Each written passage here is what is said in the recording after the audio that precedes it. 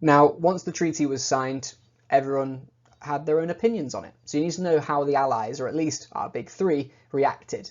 First and foremost, Britain had wanted the treaty to be harsh. There were things in newspapers like hang the Kaiser and some ridiculous stuff that basically meant that the British people hated Germany and wanted to see them suffer.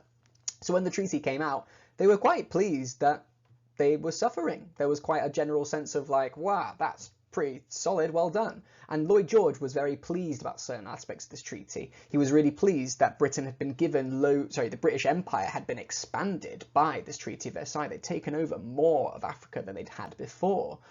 And even that, the navy of Britain had been made more powerful. But the thing is, Lloyd George and his government noticed that they'd been quite harsh in other aspects, like the economic ones.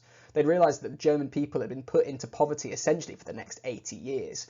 And they thought, that's not going to end well with, should we say, liking us kind of elements. So, should we say it's a sense of fairness there? There's some good bits and some bad bits. In France, obviously France had been hurt the most by the war, so they wanted to see a really solid punishment. And they did see some really solid punishment. The economic stuff on Germany, the military stuff on Germany were punishments that these people wanted. They got the Saar and they got an Alsace-Lorraine back. Like, there was loads of things that France could be happy with. The thing is, Clemenceau himself was actually really angry that Germany had been left with an army at all. Clemenceau actually wanted them to have zero defences, zero army. They weren't allowed anything, but the fact that they were given some leeway meant that Clemenceau was actually upset. And the fact you need to remember this is that when Clemenceau went to an election that same year, I believe, yeah, he had an election in 1919, he was voted out. The French people felt like the treaty wasn't harsh enough. He'd not done a good enough job.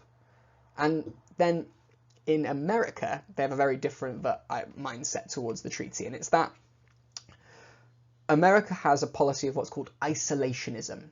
America just goes, we are the best country in the world, so we should only focus on us. Who cares about all those other countries? So this isolation policy didn't really match up with joining the League of Nations and organising this peace in Europe and peace across the world. It didn't really match up with American ideals. And actually, Woodrow Wilson, when he returned, was made fun of. His other parties said that this showed he was weak and cared more about them than he did about us. And they refused to ratify the Treaty of Versailles, which basically meant that Woodrow Wilson could not join the League of Nations. It was his brainchild, but he wasn't allowed to take part in it, which obviously would hurt. And in fact, a load of Wilson's policies got completely ignored in the Treaty of Versailles. Like, a number of his 14 points just were blatantly ignored because they contradicted Clemenceau and contradicted Lloyd George. So in the end, Woodrow Wilson was quite disappointed, and USA was just uninvolved with the Treaty of Versailles for years. And in fact, Woodrow Wilson had a stroke fairly later on that year, and it changed his life. Never mind. You just need to know how these three countries saw the Treaty of Versailles. And I just want you to think, was anybody happy?